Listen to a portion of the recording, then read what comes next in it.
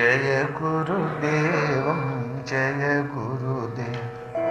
जय गुरुदेव जय गुरुदेव। ओम अशरण शरण शरण प्रभुले। ओम अशरण शरण शरण प्रभुले। ओम जय गुरुदेव जय गुरुदेव। ओम जय गुरुदेव जय गुरुदेव। गुरु राखहि जो कोप विधाता। गुरु राखहि जो कोप विधाता। गुरु रूठे नहीं को जग त्राता। गुरु रूठे नहीं को जग त्राता। गुरु के वचन प्रति तन जाई। गुरु के वचन प्रति तन जाई। सपने हूँ सुख मन सुख सिद्धि ताही। सपने हूँ सुख मन सुख सिद्धि ताही। ओम जय गुरुदेव जय गुरुदेव। ओम जय गुरुदेव जय गुरुदेव।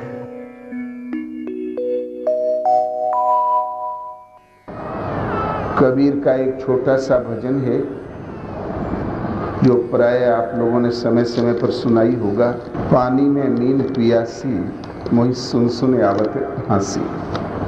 आत्म ज्ञान बिना नर भटके, कोई मथुरा कोई काशी।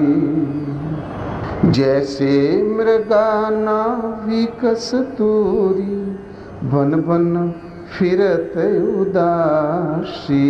मोहे सुन सुन आवत हासी। पानी बिच मीन पियासी, मोहे सुन सुन आवत हासी। जल बिच कमल कमल बिच कलिया, तापर भंवर निवासी। सो मन बस त्रिलोक भयो सब, यति सती सन्यासी। मोहे सुन सुन आवत हासी। पानी बिच मीन पियासी, मोहे सुन कर आवत हासी। जाका ध्यान धरे विधि हरिहर, मुनिजन सहस 88। सो तेरे घट माही विराजे, परम पुरुष अविनाशी। मोहे सुन कर आवत हासी। पानी बिच मीन पियासी, मोहे सुन सुन आवत हासी। है हाजिर तोहे दूर दिखावे, दूर की बात निरासी। कहे कबीर सुनो भई संतो, गुरु बिनु भर मन जासी। मोहे सुन सुन आवत हासी। पानी बिच मीन पियासी, मोहे सुन कर आवत हासी। कबीर एक महापुरुष हुए हैं। लहर तालाब पर पड़ा एक शिशु मिला। उधर से नीरू जुलाहा माता नीमा निकली बैलगाड़ी से। ची ची सुनाई पड़ा तो कूद गए, उठा लिया, बहुत खुश हुए। मालिक ने आज हमें बच्चा तो दे दिया। बड़े स्नेह से पाला, उनको संतान नहीं थी। कुरान से मौलवियों ने नामकरण किया। कुरान खोला तो पन्ना खुलने में कबीर शब्द निकला। कबीर का मतलब क्या होता है? तो 3 बार कुरान खोला कि जुलाहे का इतना बढ़िया नाम नहीं रखना चाहिए, तो श्रीमान हो गया। तीनों बार कबीर ही निकला, तब बोले ठीक उचित। और फिर वो श्रीमान हो भी गया। माता पिता की भूलों का ईश्वर पथ में कोई रुकावट नहीं है। हाँ, आपकी संस्कृति सभ्यता में रुकावट अवश्य है, भगवत पथ में ये गणित नहीं लगती।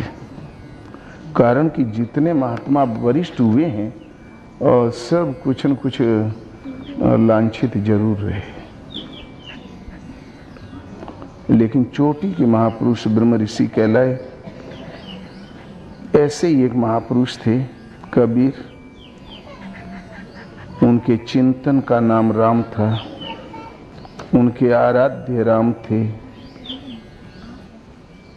उनकी अटपटी भाषा समझ में नहीं आई तो लोगों ने कहा ये तो उलटवासी कह रहा है। उलटवासी का तात्पर्य होता है जिसके बहुत से अर्थ हों, आप कहें वो सही, हम कहें वो सही, कोई कुछ कहता वो भी सही। मान लो किसी को काशी जाना है, कोई कहता है पूरब चलो, पश्चिम चलो, उत्तर चलो, दक्षिण चलो, सब सही। कदाचित हम दक्षिण चलना शुरू कर दिया हमने, हो सकता है इस जिंदगी में न पहुंचे आप।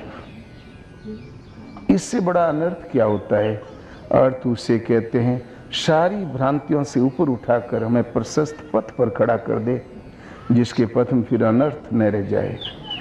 हर भजन छोटा छोटा अलग अलग अवस्थाओं का चित्रण है, इसमें एक संदेह का निवारण है। भगवान कहाँ रहते हैं? जिसका हमें भजन करना वो मालिक कहाँ मिलेगा? पूर्वजों ने कहाँ पाया? वो रहता कहाँ है? गीता में भगवान कृष्ण पहले तो अर्जुन से बोले ही नहीं। पहले अर्जुन उटंग पटंग प्रश्न करता रहा, भगवान उत्तर देते रहे। किंतु 18 अध्याय में पहुंचते पहुंचते अर्जुन में समझने की भली प्रकार पात्रता आ गई। तब भगवान कृष्ण ने कहा, अर्जुन जानते हो ईश्वर कहाँ रहता है? ईश्वर सर्वभूतानां हृदय शेर्जुन तिष्ठति भ्राम्यान सर्वभूतानि यंत्रारूढ़ानि माया। अर्जुन, ईश्वर संपूर्ण प्राणियों के हृदय देश में निवास करता है। इतना समीप हृदय के अंदर फिर लोग देखते क्यों नहीं?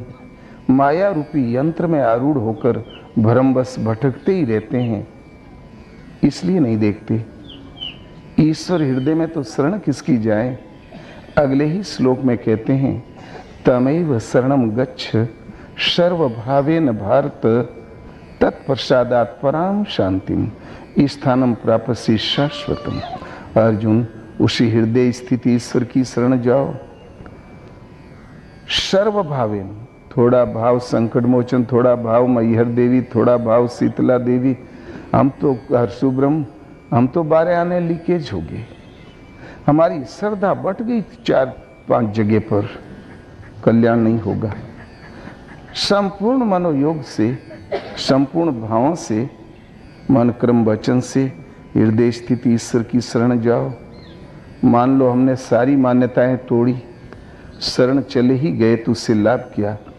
कहते हैं तत्प्रसादात् पराम शांतिम, तुम परम शांति प्राप्त कर लोगे। स्थानम प्राप्यसि शाश्वतम, उस स्थान को, उस निवास स्थान को पा जाओगे जो शाश्वत है, अजर अमर है। तुम्हारा घर रहेगा, आपका जीवन रहेगा, समृद्धि रहेगी। गीता का भगवान हृदय में। रामायण में तुलसीदास जी ने आरंभ में ही कहा, भवानी शंकरो बंदे श्रद्धा विश्वास रूपिणो याभ्याम विना न पश्यन्ति सिद्धा स्वांता स्तमीश्वरम। मैं भवानी और शंकर की वंदना करता हूँ।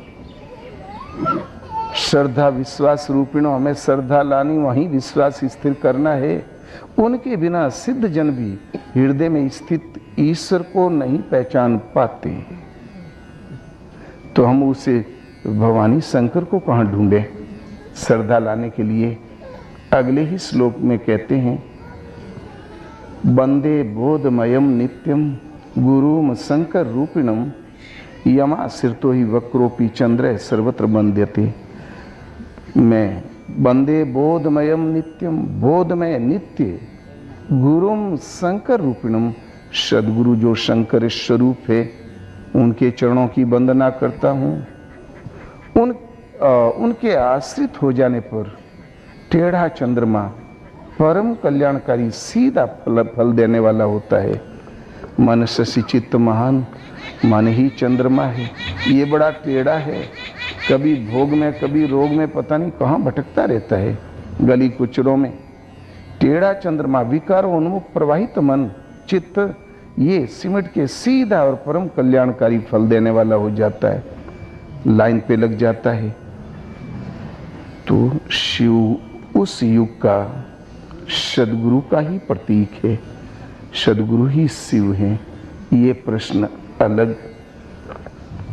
बोधमयम नित्यम गुरुम शंकर रूपिणम, तो सिद्ध जन भी हृदय में स्थित ईश्वर को नहीं जानते। तुलसीदास जी का ईश्वर हृदय में है। नई बात तो कुछ नहीं कहा। दिल मत किसी का दुखा दे बंदे, ये घर खास खुदा का है। कोई नई बात नहीं कहा। जब कभी किसी ने पाया हृदय में, कबीर कहता है कोई पानी कोई पत्थर पता नहीं कहां कहां भटकते रहते हैं। आश्चर्य तब होता है कि पानी लबालब भरा और एक एक घूंट के लिए प्यासा मरता हो। वही दशा इस मानव की है। तो पानी बिच मीन पियासी मोहे, सुन कर आवत हासी। पानी के बीच में मछली और प्यास से मरे, लबालब पानी भरा और फिर भी प्यासे मरे। भला इससे बड़ा हंसी की, जग हंसाई की बात और क्या हो सकती है। यही दशा मानव की है। तो पानी होता है दो, ब्रह्म पीयूष मधुर शीतल जल, जो पे सो रस पावे, तो कत झूठ बिलो की विषय रस, मन कुरंग ज्यों धावे। ब्रह्म पीयूष, पीयूष माने अमृत, मधुर शीतल जल, जो पे सो रस पावे, तो कत झूठ बिलो की विषय रस, मन कुरंग ज्यों धावे। भला मिर्गे की तरह क्यों दौड़े। ब्रह्म पीयूष वो हृदय में है। उस पीयूष के आसपास तुम हो, चारों तरफ वो है, बीच में तुम हो। पानी के अंदर हो, प्यास से मरते हो। मिर्गा रेगिस्तान में यहाँ की अपेक्षा गर्मी ज्यादा पड़ती है, बहुत गुना ज्यादा, 60-65। यहाँ तो 45-50 होने में अब मृत्यु होने लगती है। वहाँ के लोग अभ्यस्त थे, कोई नहीं मरता। जहाँ ताप बढ़ा तो पेड़ तो है नहीं, बस केवल बालू। मृगे फिर झाड़ियों से निकल के दौड़ने लगते हैं। जहाँ ताप लगा तो बालू तप जाती तो ऐसे लहर उठने लगती है उसकी गर्मी की। ये भयंकर लहरें उठती है। मृगे सोचते हैं कि वो पानी भरा हुआ, चलो पी लें। जहाँ तेज लहर उठती है वहाँ गर्मी ज्यादा है, तब तो तेज उठ रही है। वहाँ गया तो दूसरी, तब दिखाई पड़ा उतनी ही लहरें, उधर भागा। फिर तीसरी तो दिखाई पड़ा तो आंख मूंद के उधर भागा। करीब 12 बजे दौड़ना शुरू करता है। 2-2:30 बजते बजते पांव ऊपर और शरीर जमीन पर, मर जाता है। इसका नाम है मृग तृष्णा का जल। तोकत झूठ बिलो की विषय रस, ये झूठ है, नश्वर है, मन कुरंग ज्यों धावे। माताओं के आंख की संज्ञा दी तो मृग लोचनी, मृग नयनी। हमारा ख्याल है मृगे की आंखें तो बड़ी होती, आंखों का आयतन बड़ा होता, लेकिन दिखाई कम देता है। क्योंकि चूहा भी जानता है कि वहां आग लगी है तो बिल में हो जाता है। खरगोश जानता है कि आग लगी तो झाड़ी में छिप जाता है। हर जानवर छिप जाता है, आदमी भी आड़ पकड़ लेता है। और मिर्गा, बड़ी आंख वाला मिर्गा वहीं पहुंचता है जहां आग लगी है। बड़ी आंखें लगता है ज्यादा नहीं देता, इसलिए सीता जी भी धोखा खा गई। वो मृग लोचनी थी ना वो के सरसब्ज बाग दिखाई दे रहा था, स्वर्ण मृग, स्वर्ण मृग। भगवान ने देखा कि सोने की बिना रुकेगी नहीं, लगता है, बेच दिया सोने की गड़ी में, ले सुख भोग ले कुछ दिन और क्या। तो इसलिए मृग तृष्णा, विषय रूपी बारी। तो ब्रह्म पीयूष हृदय में, वो परमात्मा हृदय में सबके उरे अंदर बसत जानत भाव को भाव, उसी के ठीक पास में तुम हो, उसके अंतराल में खड़े हो, प्यास से मर रहे हो, एक एक बूंद के लिए विकल हो, तड़पन भी है अवश्य, लेकिन समझ में नहीं आता। तो पानी पिचमीन पियासी मोहे सुन सुन आवत हंसी। ये सुन के हमें आश्चर्य होता, हंसी आ रही है। ये हृदय वाला ब्रह्म पीयूष कैसे जाने, हमारी भूल क्या इसमें। तो आत्म ज्ञान बिना नर भटके, कोई मथुरा कोई काशी। आत्मज्ञान, आत्मज्ञान ये नहीं कि आत्मा की बातें कर लिया हमने। ज्ञान का चित्रण गीता में जितना स्पष्ट है अन्य कहीं नहीं। अध्यात्म ज्ञान नित्यत्वम तत्व ज्ञानार्थ दर्शनम एतज ज्ञानम प्रोक्तमिति अज्ञानम यद तुन्यथा। अर्जुन, आत्मा के आधिपत्य में निरंतर चलना, यह है ज्ञान की निम्नतम सीमा, ज्ञान की जागृति। उस आत्मा के ही संरक्षण में चलते चलते परम तत्व परमात्मा का प्रत्यक्ष दर्शन, दर्शन के साथ मिलने वाली अनुभूति ज्ञान है। और सृष्टि में जो कुछ है अज्ञान है। जब भगवान, हमारी श्रद्धा इतनी अटूट हो कि भगवान आत्मा से जागृत होकर मार्गदर्शन करने लगे, आपको सोने से जगाए, भजन में बैठाए, भजन कराए, खतरे से अवगत कराए। जब भगवान रथी हो जाते हैं और आपकी सच्ची लो लगी हुई है चिंतन में, मजनू की तरह लगे हो, तो यहाँ सर्प पड़ा तो भगवान कह देंगे खड़े हो जाओ, निकल गया तो कह देंगे आगे बढ़ जाओ। योग क्षेमम वाम्य हम, वो योग की सुरक्षा का भार स्वयं वहन करने लगते हैं। तो जब तक ये आत्मा जागृत नहीं होती तब तक ये ब्रह्म पीयूष समझ ही में नहीं आता और मनुष्य भटकता ही रहता है। पूज्य महाराज जी की शरण में जब साधक पहुंचे तो महाराज नाम कैसे जपें, रूप कैसे देखें, ब्रह्म विद्या क्या है, सब पढ़ा दें। सोना जागना उठना बैठना सब संयम पढ़ा दें। और साधक करने भी लगे। किंतु 2-3 महीना बीत जाए तो पूछें क्यों रे, कुछ दिखाई दे थे अजूबा? तो बोले अभी तो कुछ नहीं। तब महाराज पूछें कि मोर रूपवा देखत है? तो साधक नीचे गर्दन करके के बोले सरवा कहते हूँ करे कुछो देखत तो मोरे भीतर खटकत, हमें तो तोरे अंदर अंधकार दिखाई दे रहा है।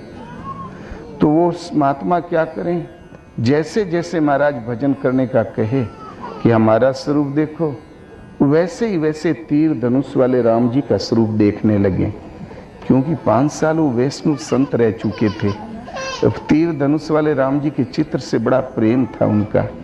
महाराज का न देखे, देखा कि ये ऐसे इसका जाल नहीं टूटेगा।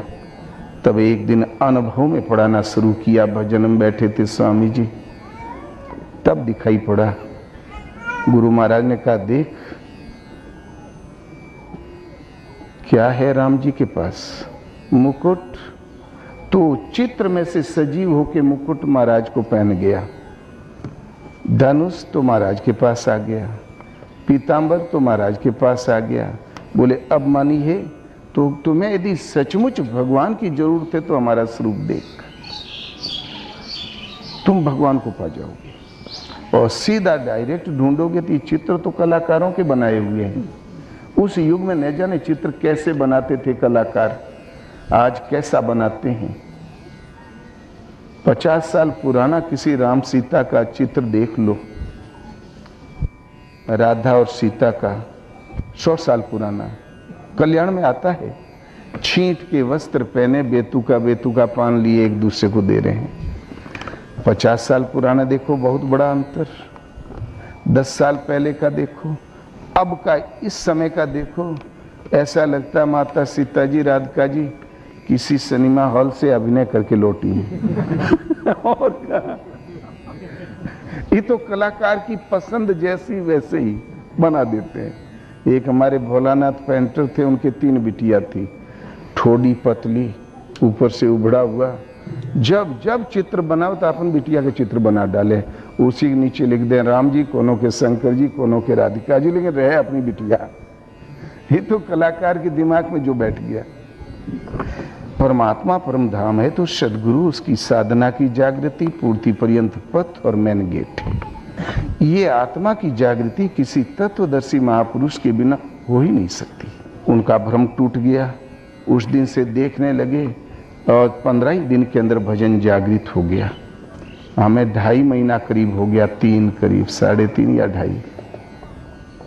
महाराज कहें करे कुछ आने लगा, कुछ दिखाई दिया तो उन्हें समझ में आवे कि पूछत क्या है। जो बत पड़ा है वो तो हमें याद है, और दिखाई दिया क्या होता है।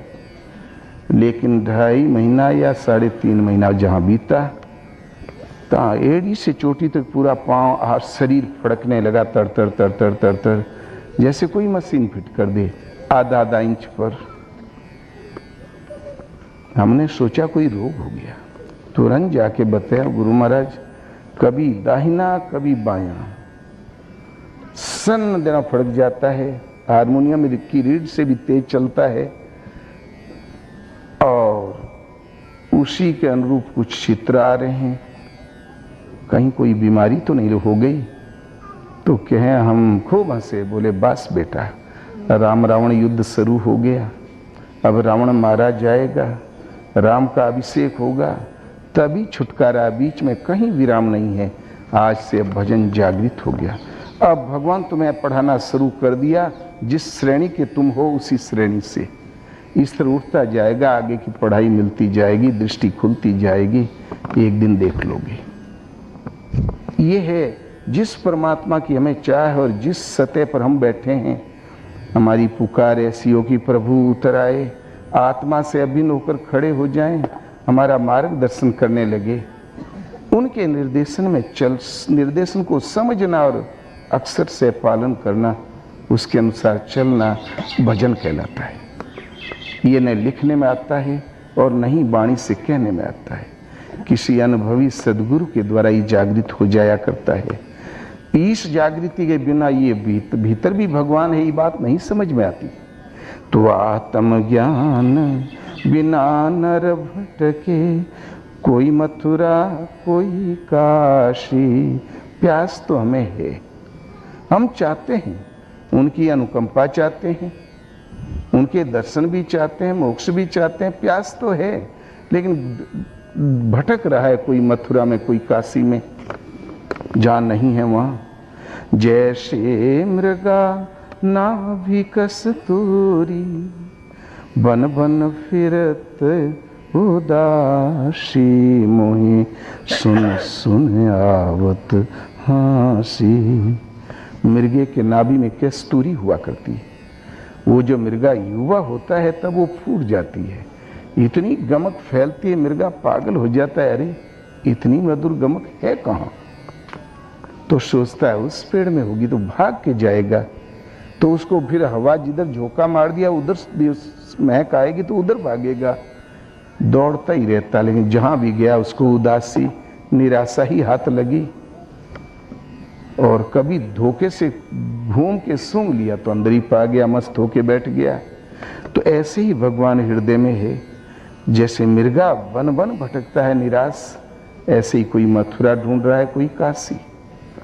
और इस सब अनर्थ का कारण आत्मज्ञान की जागृति के बिना जल बिच कमल, कमल बिच कलियां, तापर भंवर निवासी। संसार एक समुद्र है, महापुरुषों ने इसको भव सिंधु अगाध पड़े नरते, पद पंकज प्रेम न जे करते। अथा भवसागर, चरणों में प्रेम नहीं करते, वो पढ़ते रहते हैं, और लेकिन चरणों में प्रेम भी हुआ, कथा भगवत कथा जागृत हो गई तो अथा भव सिंधु हो जाता भव सरिता। राम कथा भव सरिता तरनी। और साधना सूक्ष्म हुई तो ये चरित जे गावई हरिपद पावई तेन पड़े भवकूपा। भव सिंधु भव सरिता भवकूप और नाम लेत भव सिंधु सूखा ही सूख गया, जैसे यहाँ कोई गड्ढा था ही नहीं, इसमें पानी था। इस तरह घटता बढ़ता तो इस संसार एक समुद्र जिसका विषय रूपी बारी भरा है, जल बिच कमल। इस संसार रूपी विषय बारी में जल के अंदर कमल रहता है। पत्तों के ऊपर से भयंकर बौछारें तूफान चलता तो आती है जाती है, न कमल में पानी कमल पत्र को भिगा पाता है, न पखुड़ियां भीग पाती, एकदम निर्लेप। बस ऐसे ही कमलवत जब रहने की क्षमता आ गई, कमल बीच कलियां, कमल के अंतराल में पराग होता है छोटे छोटे तंतुओं में। तापर भंवर निरासी निवासी। संसार रूपी समुद्र विषय बारी में जब कमलवत रहने की क्षमता आ गई, कमल के अंदर पराग निर्लेप रहने की क्षमता आ गई, तो उस निर्लेप अवस्था में फिर वो ईश्वरीय पराग खिल उठता है और मन ही भंवर है जो उस पर निवास करने लगता है। तापर भंवर निवासी सो मन। वो भंवर कौन है? मन। सो मन बसत्रे लोक भयो सब। ऐसे मन के बस में तीनों लोक हो जाता है। सात्विक राजस त्रिगुणमयी प्रकृति है, ये सब उसके नियंत्रण में हो जाती है। ता मन बस। कौन सा मन? इस संसार समुद्र में कमलवत, कमल में पराग, और पराग में जिसका निवास हो गया, पराग है ईश्वर की गमक, वही जिसका जीवन हो गया, ऐसे मन के बस में त्रिलोक हो गया। यति सती सन्यासी मोहे सुन कर आवत हासी। वो यति है, वो सती है, उसका यत्न पूर्ण है, सत्य पे आरूढ़ है वृत्ति, और वही सन्यासी है, सर्वन्यासी से सन्यासी, शुभाशुभ परित्यागी, भक्तिमान में प्रियो न रह, आत्मज्ञान जागृत हो, फिर इस संसार में कमलवत रहने की क्षमता हो। कमल के अंतराल में, जैसे निर्मल मन के अंतराल में भगवान उतर आते हैं, वहां मन का निवास हो गया, तो ऐसे मन के वश में त्रिलोक हो जाता है। अब त्रिगुणमयी प्रकृति उसे प्रभावित नहीं कर पाती, तरने की स्थिति वाला हो जाता है। वो यति है यत्नपूर्ण, सती है सत्य से वृत्ति जुड़ी है, और सन्यासी वो सर्वस्व का न्यास करके स्थित है। अगले पद में कहते हैं, जाका ध्यान धरे विधि हरिहर। जिस परमात्मा की चाह है आपको, ब्रह्मा विष्णु महेश जिसका ध्यान धरते हैं, जाका ध्यान धरे विधि हरिहर मुनिजन सहस 88। एक समय था नैमिषारण्य में 88,000 ऋषि एक चोटी के एक रैनी के निवास करते थे, जिन्होंने, उन ऋषियों ने जिसका ध्यान धरा, हरिहर और ब्रह्मा ने जिसका ध्यान धरा, सो तेरे घट माही विराजे, वो तुम्हारे हृदय में निवास करता है।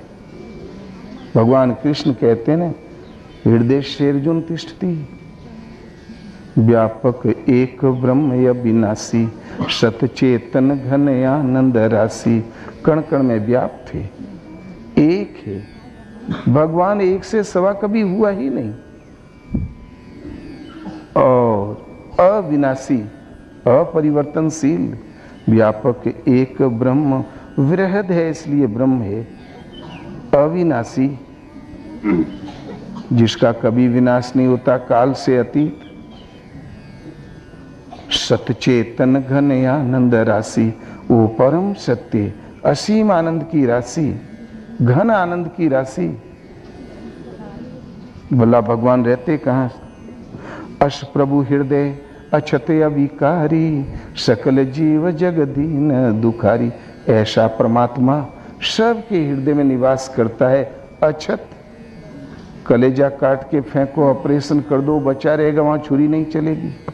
अविकारी, कुछ भी करो, कुछ भी खाओ, कुछ भी पियो, कुछ भी पहनो, वो दृष्टा के रूप में है, उन विकारों से लिपायमान नहीं होता, केवल दृष्टा के रूप में है।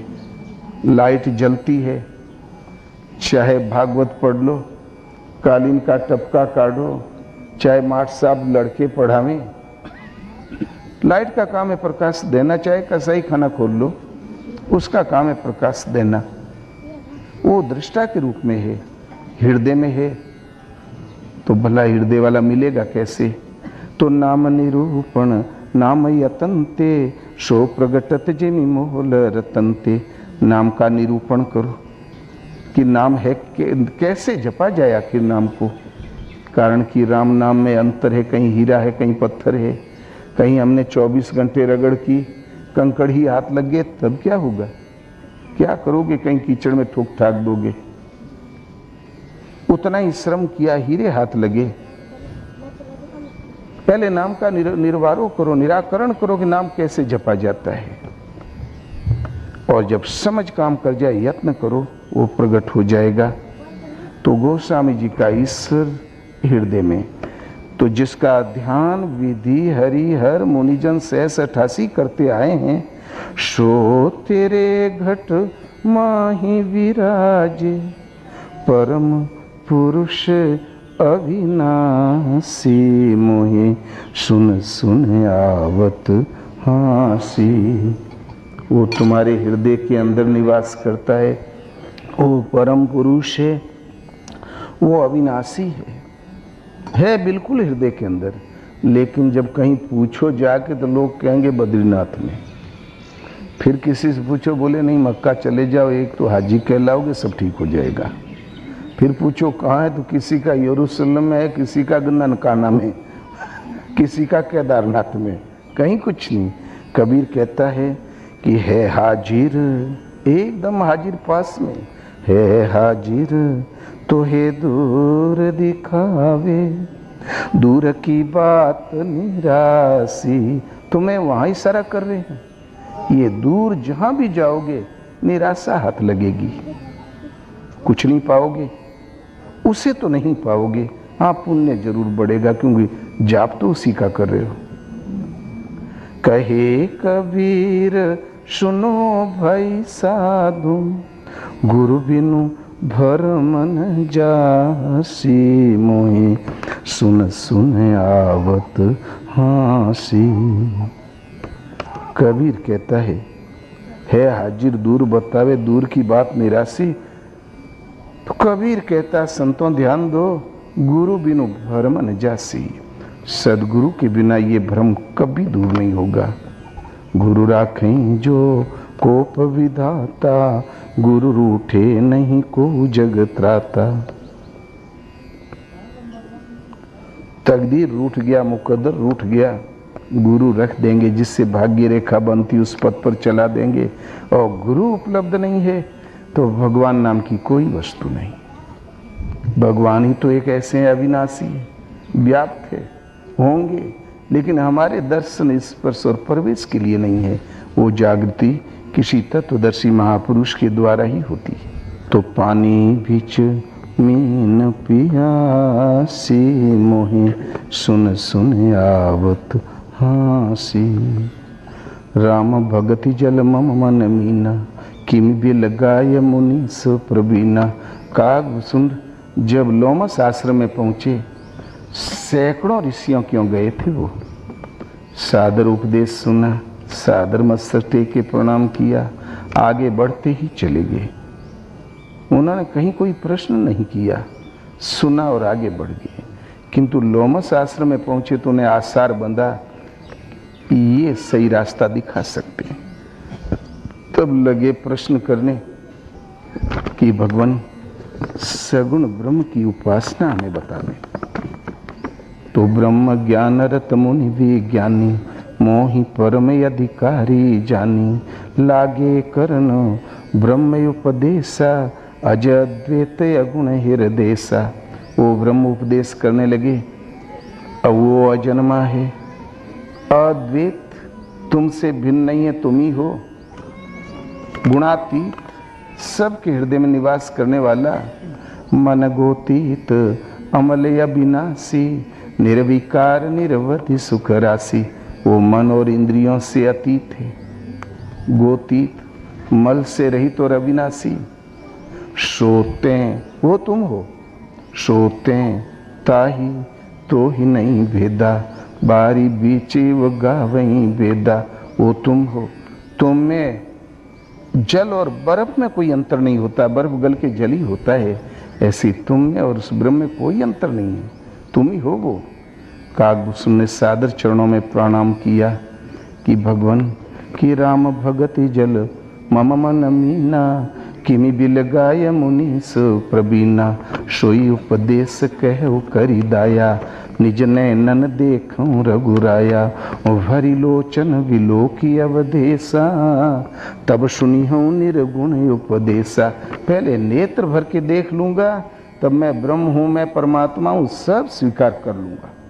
पुनि मुनि कही हरि कथा अनूपा, खंडी सगुण मत अगुण निरूपा। लोमस जी ने सगुण मत का खंडन किया, निर्गुण का विस्तार से वर्णन किया।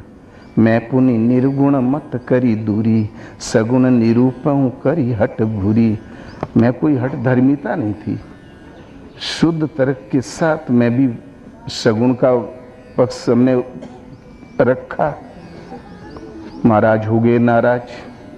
उत्तर प्रति उत्तर में कीना, मुनितन भय क्रोध के चीना। कौवे की तरह काँव काँव लगा रखा है। सठ स्वपक्ष तब हृदय विशाला, सपदी हो पक्षी चंडाला। कौवे की तरह काँव काँव लगा रखा है। सुबह से 1 घंटा हो गया, तुम्हें अपने पक्ष का बड़ा हट है। जाओ चंडाल पक्षी, कौवा हो जाओ। श्राप दे दिया और कौवा हो भी गए। तुरत भयों में कागतब, पुनि मुनि पद सिरुनाई। रघुपति चरण हृदय धरी, हर्षित चले उड़ाई। तुरंत कौवा हो गया, पुनि मुनि के चरणों में सादर प्रणाम किया और हर्ष के साथ उड़ चला। बोले वारे भगवान, अच्छी कृपा की हो। साला कांटा खूटी बस देखो, कुकुर ने काट ले, खूंटी ने गड़ जाए, नदी नाला जीव छुटाई, अच्छा हेलीकॉप्टर पकड़ा दिया। अब पहुंचेंगे काशी, फिर प्रयाग, फिर आश्रम। स्वच्छंद विचरने का ही तो अच्छा आकाश मार्ग पकड़ा दिया। उन्हें आशीर्वाद था, कौन जन्म मिटे नहीं ज्ञाना।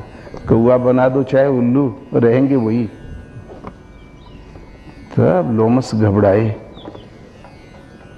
तो मन क्रम बच मोही, निज जन जाना। मुनिमति पुनि फेरी भगवाना, सुनु खगेश नहीं कछुरी सी दूषण। उर प्रेरक रघुवंश विभूषण, कृपा सिंधु मुनि मति करी भोरी। लीनी प्रेम परीक्षा मोरी। कृपा सिंधु प्रभु ने मुनि की बुद्धि को भुलावे में डाल के लोमस जी की और मेरे प्रेम की परीक्षा ली कि ब्रह्मो संतोष करता है या मुझे ढूंढता है। मन क्रम वचन से भगवान ने जब मुझे अपना सेवक समझा, मुनि मति पुनि फेरी भगवाना, मुनि की बुद्धि को पलट दिया। वो पछताने लगे। अति विस्मय पुनि पुनि पछताई, सादर मुनि मोहि लीन बुलाई। बड़े आदर के साथ बुला लिया। मम परितोष विविधि विधि कीना, हर्षित राम मंत्र तब दीना। पहले परितोष दिया, फिर हर्षित राम मंत्र दिया, बालक रूप राम कर ध्यान दिया और फिर ब्रह्म विद्या की कथा सुनाई। वो तुम ब्रह्म है आत्मा कहने वाले, फिर भजन की तार कर्मबद्ध विधि बताई और बहुत आशीर्वाद दिए। ये निर्गुण नाम की संसार में कोई उपासना नहीं है, ये एक धोखा है। ये मुनि की बुद्धि का भुलावा था, एक छलावा था। भगवान एक, पाने की विधि एक। जो चित्त इधर उधर भटक रहा है समेट के जो इधर जुड़ा हुआ पकड़ के उधर जोड़ दो, मसला हल हो जाएगा। शरीर से कहीं भी रहो, खाना खाते, पानी पीते, सो जाते, उठते बैठते, हर परिस्थिति में नाम याद आया करे श्रद्धा और समर्पण के साथ। तो भगवान जानते हैं मुझे पुकार रहा है, ये भी जानते हैं इसको क्या चाहिए, भविष्य में जो चाहोगे मिलेगा और मोक्ष मिलना ही मिलना है। ईश्वर पथ में यदि श्रद्धा से डोरी लग गई, भगवान आत्मा से जागृत रथ ही हो गए। आत्मज्ञान प्रसारित होने लगा, आत्मा से ज्ञान प्रसारित होने लगा। माया में कोई उपाय नहीं कि उसको नष्ट कर दे। 2, 4, 10 जन्म के अंतराल से वहाँ पहुँच जाओगे जिसका नाम परम गति है, परम धाम है। तो इसलिए राम भक्ति जल मन मीना, सबका मन मछली है भक्ति रूपी जल में। लेकिन भक्ति शुरू करें तो कहाँ से करें, भगवान मिलेंगे तो कहाँ मिलेंगे। एक भयंकर भ्रांति, काशी में जाओ, सब मंदिरों में शाम के घंटे टनटना उठेंगे। माई जा रही है दुर्गा जी पूजा करने, पापा जा रहे हैं विश्वनाथ जी पूजा करने, बेटा जा रहा है संकट मोचन पूजा करने, और 10 परिवार है तो 10 भगवान। अरे भगवान भी कहीं 10 हुए। जितने ये मंदिर हैं या निरर्थक नहीं है। हनुमान जी सही है, दुर्गा जी सही है, सब सही है। ये हम लोगों के पूर्वज हैं, भगवत स्वरूप को प्राप्त महापुरुष हैं। ये उनकी आकृति है, उनसे आशीर्वाद लो, मस्तक टेको, प्रणाम करो, लेकिन भजन वैसे ही करो जैसे उन्होंने किया था, और भजन वैसे करो जैसे भगवान ने अपने श्रीमुख से आदेश दिया था। वो आदेश पत्र है गीता। गीता को देखना चाहिए। गीता आपका धर्मशास्त्र है। और एक कहावत है, गुरु बिनु भरमन जासी, तो दौड़ के गुरु मत बना लेना। सब गुरुओं की सेवा करो। सदगुरु जब भी मिलते हैं तो पुण्य पुंज बिनु मिले न संता, सतसंगति संस्कृति करे अंता। पुण्य का पुंज, पुण्य का समूह वर्तमान में साथ नहीं देता। संत अथवा सदगुरु नहीं मिलते। न मिलने का अर्थ ये नहीं कि वो दिखाई ही नहीं देते। संत सदगुरु नहीं, स्वयं भगवान शिव खड़े होंगे तो 4 धक्का हम जरूर देंगे। देखो कैसा रूपक बना के खड़ा है। इतनी भारत में फैक्ट्रियां हो गई वस्त्र की, गलियों में फेंका पड़ा है इतना वस्त्र, टेरिका टेरिलिन पता नहीं क्या क्या। इन्हें दुआने की लंगोटी नसीब नहीं है। लगता भी जानबूझ के रूपक बना रखा है, क्योंकि हमारे पास आंख नहीं, हम नहीं पहचान सकते। जिन आंखों से संत सदगुरु पहचाने जाते हैं, दृष्टि पुण्यमयी है। पुण्य जहाँ जागृत हुआ तो जिस सिंहासन पर बैठे होंगे, जिस दलदल में लौटते होंगे, आप वहीं पहुंच जाओगे अथवा वही आपके पास आ जाएंगे। विश्वास भी हो जाएगा और मार्गदर्शन होने लगेगा। पूज्य गुरु महाराज से लोग पूछें, कभी कभी प्रोफेसर वाइस चांसलर पहुंच जाए जंगल में, दिन भर हाथी में चढ़ के झूमते हुए पहुंचे, शाम तक में तो बस सुखवार आदमी और हाथी की सवारी। फिर लौटने का समय भी नहीं रहे तो रुक जाए, बोल तो फिर अपनी बतावें। आपने दर्शन शास्त्र पर आपकी कमांड है, आप इस विषय के विशेषज्ञ हैं। महाराज के कुछ हमों के सुनाओ। हम लोग जंगल में कहाँ पाए सुनने को। तो नलनी क्यों कुमलानी, चांताल सरोवर पानी, कुछ सुनावे 10 मिनट। महाराज कुछ नहीं बोले। जब कुछ कहा भी नहीं तो बोले क्या, फिर चुप हो जाए। बोले भगवान हम लोग सुनने आए हैं, सुनाने नहीं। और एक प्रश्न है हमारा, हम लोगों का, द्वैतवाद, अद्वैतवाद, विशिष्टाद्वैतवाद, सारे विश्व के दर्शन उलट डाला, छान डाला। थीसिस हम ही लोग पास करते हैं, लेकिन साधन नहीं समझ में आता, भजन नहीं समझ में आता। कृपया बता दें भजन। तो महाराज के हो, सब बात सब कोई जानत है। 2-2 पैसे में वेदांत बिकत है। लोग पढ़ते और सार लिख तो जाते, न जाने का लिखत है। किंतु भजन एक ऐसी विधा है जो लिखने में नहीं आती, वाणी से कहने में नहीं आती, किसी अनुभवी महापुरुष के द्वारा किसी अधिकारी के हृदय में जागृत हो जाया करती है। वो जागृत हो जाया करता है। फिर आत्मा पढ़ावे लागत है, भगवान आत्मा रथी हो जाती है, वो समझाने लगती है साधक को, उंगली पकड़ के चलाने लगती है, उनके निर्देशन में चलने का नाम भजन है। तो कबीर का कहना है कि कहे कबीर सुनो भाई साधो, गुरु बिनु भरम न जासी।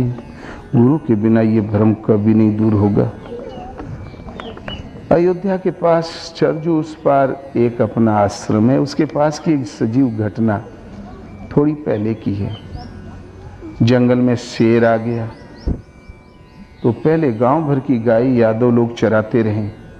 इधर भी नियम था ना। हाँ, तो गांव वालों ने कहा देख शेर आ गया है, फलाने गांव की 2 भैंसें मार दिया, वहाँ का पड़ुआ टूट गया, 2 बैल मर गए, संभाल के चराना, कहीं शेर ने टूट पड़े।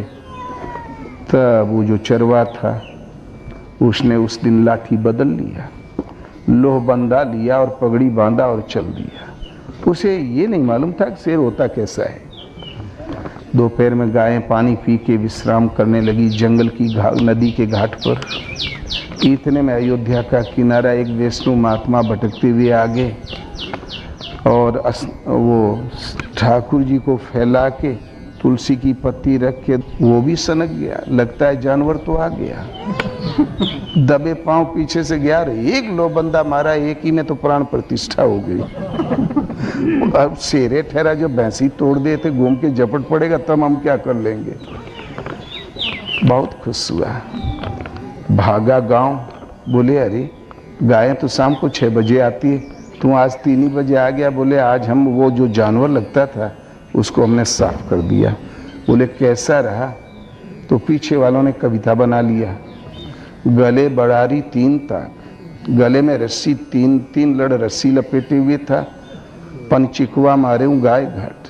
उस जानवर का नाम था पंचिकवा, वो घाट पे हमने मार डाला। जाके फूके थे, बोले लगता है कोई साधु या ब्राह्मण मार डाला। बोले अरे नहीं, जाके फूके थे झूर हाड़ नरियाए, सो भला गैया कसन धर खाए। जब सूखी हड्डी गुहार मारे थे फूंक मारे से, तो गाय में तो हाड़ है, मांस है, खून है, कासे ने खा ले। हमने शेर को मारा। लोग गए भाग के, तो देखा कि एक संत मरे पड़े थे, विधिवत उनकी अंत्येष्टि किया। और आज भी वहाँ वर्ष में एक बार उनका चबूतरा है, समाधि, एक बार वहाँ पूड़ी और खीर बना के चढ़ाते हैं वो 10 गांव के यादव परिवार मिलके। पंडित पता पाए, बोले सरवा है मर्जे में, कबू कुछ दिया लिया नहीं।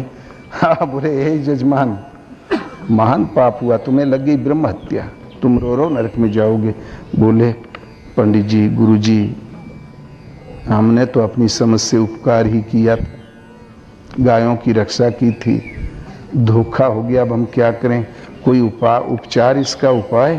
तो बोले उपाय है, तुम प्रयागराज गंगा नहा के आओ और फिर हमसे कथा सुन लो, 2 भैंसी 2 गाय 2 बड़दा दान कर देना और तुम्हारा सब माफ। नहा के चला आया।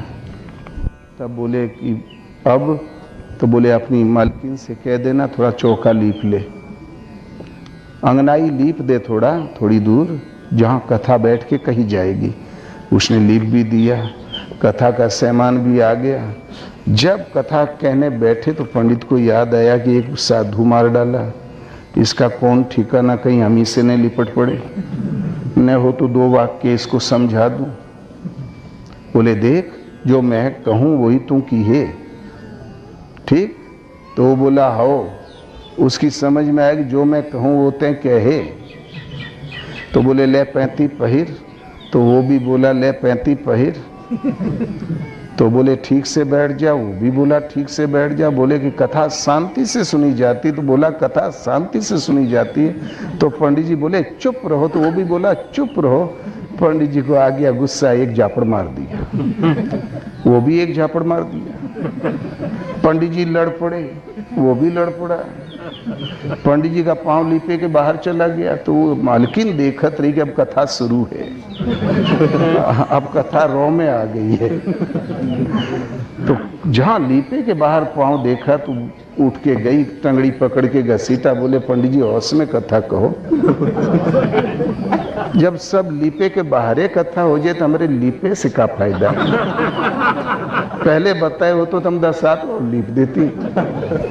2-1 बार वो भी ढकेला, किसी तरीके से पंडित जी छूटे तो पोथी 15 छोड़ के भागे घर। घर में जाके बोले क्या बताएं, हम सोचे कुछ दे ही ले, ससुरा जी ऊपर उतारू हो गया। इधर जब वो भी छूटा तो फिर बोले बिनवाला पंखा, आंखें लगा। बोले यार कथा में तो बड़ा बल पड़त है। हम सोचे कथा कोई सरल काम है। कहो पंडित के जब इतनी 2-4 कथा कहनी होती है रोज तो ये कैसे जियत है? इन्हें तो बड़ा बल पड़त है, पंडितों के बड़ा बल पड़ा है। जा सीधा दिया कायदे से। तो 1.25 सेर करीब घी रख के और बाकायदा आटा वगैरह प्रातम भर के वो मालकिन गई लेके ले पंडित सीधा। पंडित जले भुंजे बैठे रहे, उठा के डंडा होके खूब पिटाई किया। वो भी छूटी कोनो तरह पहुंची घरे। बोले दे आई सीधा? बोले हाँ दे आई। कहते रहे हो कथा सुने में बड़ा बल पड़त है, सीधा दे में उसे 4 गुण बल पड़ा है। तब वो नहीं समझे कि मारपीट हुई कि कथा हुई। तो जाके गुरु है आंधरा, चेला निपट निरंध, अंधे अंधा ठेलिया, 2 कूप परंत।